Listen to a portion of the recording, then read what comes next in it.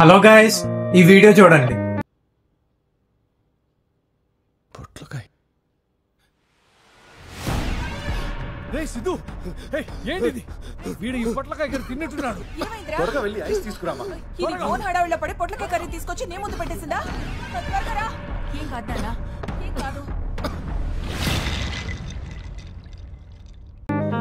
ఇక్కడ మూవీలో హీరోకి వన్ పర్టికులర్ ఫుడ్ పొట్లకాయ వల్ల బాడీలో ఎలర్జిక్ రియాక్షన్ క్రియేట్ అయింది. Basically he have that allergic reaction due to eating that particular food source పొట్లకాయ. దాన్నే మనం ఫుడ్ ఎలర్జీ అంటాం.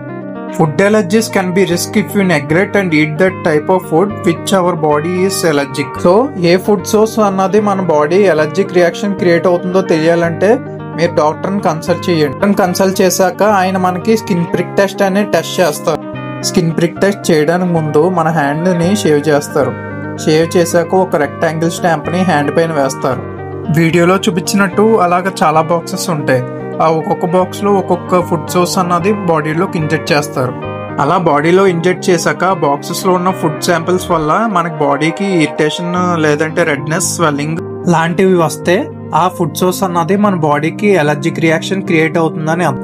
ఎంత సివియర్ స్వెల్నెస్ ఆర్ రెడ్నెస్ క్రియేట్ అవ్వద్దో దాన్ని బట్టి మనకి ఉన్న ఎలర్జిక్ రియాక్షన్ తెలుస్తుంది. అలా ఎక్కువ ఏదైతే మనకి ఎలర్జిక్ రియాక్షన్ క్రియేట్ చేస్తుందో ఆ ఫుడ్ సోర్స్ అన్నది డాక్టర్ మనకి చెప్తారు.